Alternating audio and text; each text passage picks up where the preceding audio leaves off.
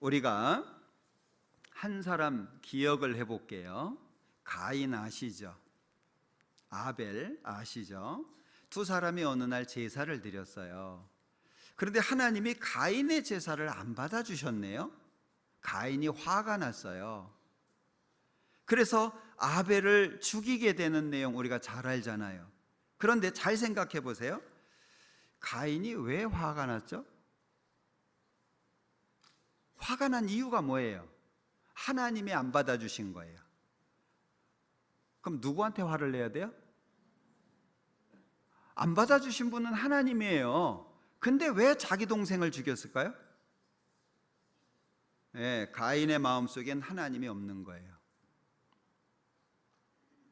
자기 제사를 받아주지 않은 것 때문에 분이 나는데 대상이 지금 눈앞에 있어요. 하나님께로부터 온 일인데 사람이 대상이 돼버렸어요. 그런데 하나님이 이렇게 말씀을 하셨어요. 창세기 4장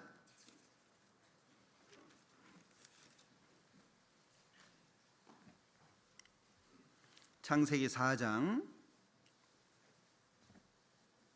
6절입니다. 여호와께서 가인에게 이르시되 네가 분하여 함은 어찌미며 안색이 변하여 함은 어찌미뇨 네가 선을 행하면 어찌 낯을 들지 못하겠느냐 선을 행치 아니하면 죄가 문에 엎드리느니라. 같이 읽습니다. 죄의 소원은 네게 있으나 너는 죄를 다스릴지니라. 선은 항상 따뜻하게 부드럽게 사랑으로 포용하는 걸로 나타납니다. 악이라고 하는 것은 날카롭게 정죄하게 갈라지게 무너뜨리게 나타납니다. 우리는 선인지 악인지를 자기 스스로 금방 알아요. 지금 내가 행하고 있는 이것이 선이 아니구나 알아요. 주님이 하나님 말씀하십니다. 죄의 소원은 내게 있으나 이것까지 없앨 수는 없다는 거예요. 마음속에서 올라오는 것까지 없앨 수는 없죠. 죄의 소원은 내게 있으나 너는 어떻게 하래요? 다스리라고 해요. 다스리라고. 무릇 지킬 만한 것보다 더욱 내 마음을 지키라. 생명의 근원이 이에서 남이니라. 마음을 잘 지켜야 될 걸 말씀하셨어요. 유다 또한 마음을 잘 지키지 못했죠. 유다의 슬픈 내용 읽어보셨습니까? 마태복음 27장입니다.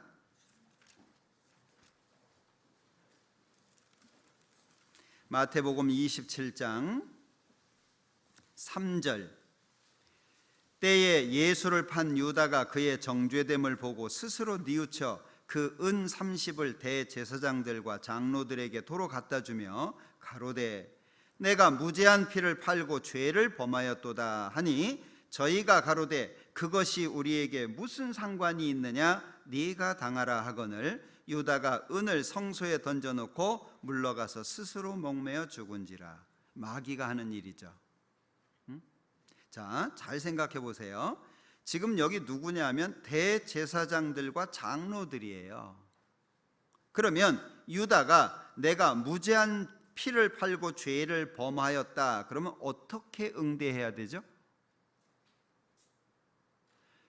진정한 대제사장이고 진정한 장로라면, 참된 장로라면 어떻게 해야 돼요? 그 죄를 철저하게 알게 하고 깨닫게 하고 그 죄로부터 돌이키게 하는 것이 목적이죠. 그런데 여기 대제사장들과 장로들은 마음속에 하나님이 없어요. 뭐라고 얘기합니까? 4절. 가로되 내가 무죄한 피를 팔고 죄를 범하였도다 하니 저희가 가로되 같이 읽어볼까요?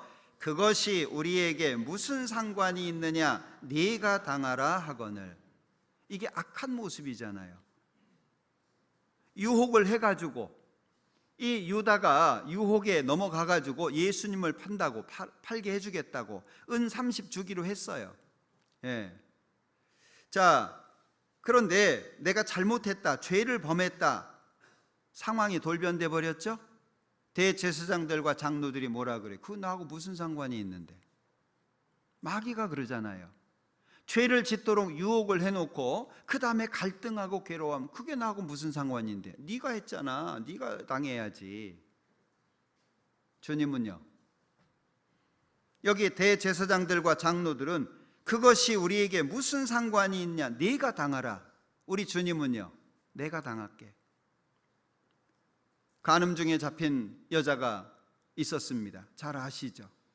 사람들은 돌을 들고 왔습니다. 돌멩이를 들고 와가지고 율법에는 이런 여자를 돌로 쳐서 죽이라고 하셨는데 선생님은 뭐라고 말씀하실 겁니까? 예수님이 땅에다가 2번을 쓰셨어요. 뭐라고 쓰셨는지 몰라요. 그리고 이야기를 합니다. 너희 중에 죄 없는 자가 먼저 돌로 쳐라. 나이 든 사람부터 돌멩이를 다 떨어뜨렸어요. 이유가 뭐죠? 돌 들어서 칠 수 있는 자격은 예수님밖에 없어요. 예수님 말고는 없어요. 다 돌을 떨어뜨리고 갔어요. 너를 정죄하던 자들이 있느냐? 없습니다. 나도 너를 정죄치 아니하노니 가서 다시는 죄를 범치 마라. 예수님 왜 그 말씀을 하세요? 나도 너를 정죄치 아니하노니, 말씀으로 용서하는 게 아니잖아요. 네가 지은 죄는 내가 대신해서 죽을 테니까 가서 다시는 죄 짓지 마라, 그 얘기잖아요. 주님은, 하나님은 회복시켜 주시는 분이고 세워주시는 분인데 마귀는 넘어뜨리고 무너지게 하는 거잖아요. 여기 전 이 내용을 보면서 참 마음이 슬퍼져요. 이 유다의 그 마음도 좀 느껴지고요. 조금만 기다렸으면, 마음에 갈등이 있더라도 조금만 기다렸으면, 대제사장들과 장로들이 네가 당하라 그랬어도 그 갈등의 마음을 부여잡고 조금만 더 주님을 바라봤더라면 예수님 십자가에서 죽으실 테고 이 유다 죄 용서 안 하시겠어요? 나 같은 죄인을 용서하시는 분이 유다 죄를 용서 안 하시겠습니까? 당연히 용서해 주시죠. 용서해 주실 수 있는 시간을 자기가 포기해 버린 거예요. 참 슬픈 내용 아닙니까? 예, 우리 가운데도 그럴 수 있어요. 우리는 제일 중요한 게 주님을 바라보는 겁니다. 사람을 바라보는 게 아니고요, 주님을 바라보는 거예요. 자, 여기에 종교인들은 빠졌죠. 네가 당해라. 그것이 우리와 무슨 상관이 있냐? 예수님을 죽이는데 앞장섰던 그들이 이제는 뒤로 빠져버렸어요. 네가 당해라. 네가 한 일이지 않냐? 마귀 앞에서는 아무도 은혜를 얻을 수 없습니다. 마귀 앞에서 누가 은혜를 얻을 수 있어요? 만약에 우리 주님, 내가 믿는 우리 주님이 마귀처럼 악한 존재였다면 우리 중에 누가 구원받을 수 있어요? 우리 중에 아무도 나 깨끗하다라고 얘기할 수 있는 사람은 아무도 없습니다. 마귀의 마음이 이런 것 같아요. 잠언 21장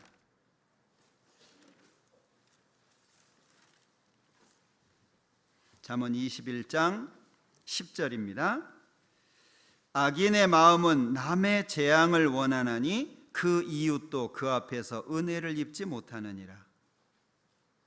마귀가 꼭 이렇죠. 한 사람이라도 더 지옥에 데려가려고 하고 한 사람이라도 더 신앙의 길을 걷지 못하도록 하려고 마귀가 그렇게 하는 거 아니겠어요? 자, 여기 다윗의 회고를 한번 다시 볼게요. 열왕기상 2장입니다. 자, 열왕기상 2장 8절입니다.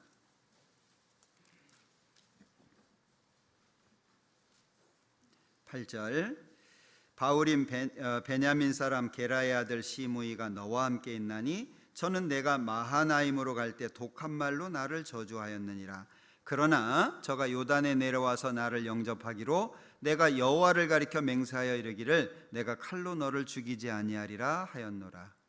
잘한 거죠. 어려움 속에서 잘한 거예요.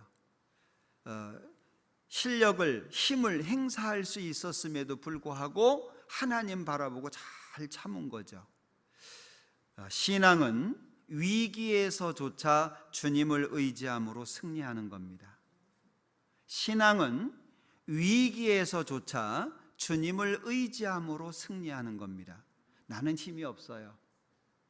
내 안에 보배가 있는 것이지 내가 능력이 있는 게 아니에요. 난 아무것도 아니에요. 다만 나와 함께 하시는 주님 때문에 내가 힘이 있는 거예요.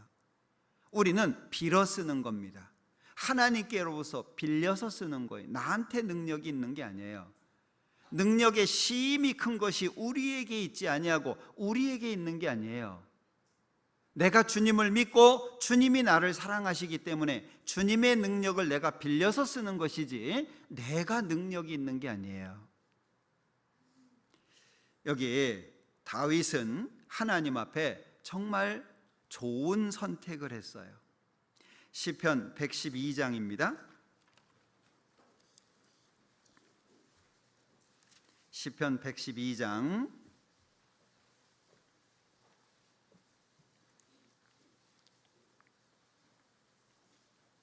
4절입니다. 같이 읽어볼게요. 정직한 자에게는 흑암 중에 빛이 일어나나니 그는 어질고 자비하고 의로운 자로다. 정직한 자에게는 흑암 중에 빛이 일어나나니, 흑암이 있을 수도 있어요. 때로는 어두운 길을 걸을 수도 있고 때로는 눈물 골짜기, 사망의 음침한 골짜기를 걸을 수도 있어요. 그런데 중요한 것은 흑암 중에 빛이 일어납니다. 왜? 그는 어질고 자비하고 의로운 자로다. 제가 가끔 그런 얘기 드리죠. 신앙생활을 잘하려면 드라마 주인공처럼 살으라고. 기억하시죠? 주인공들 보면 바보 같아요, 그죠? 말도 한마디 제대로 못하고 자기가 겪을 일도 아닌데 괜히 그냥 아파하고 힘들어하고 그러잖아요. 그런데 드라마 항상 끝에 가면 누가 부각이 돼요? 주인공이. 지나가는 과정 속에는 바보 같은데 결국에 주인공으로 끝나요. 우리가 어둠 속에 있다라고 할지라도요, 빛이 일어난다는 걸 기억하셨으면 좋겠어요. 이사야서 50장입니다. 자, 이사야서 50장. 자, 이사야서 50장입니다. 10절. 자, 이 말씀도 같이 읽어보죠.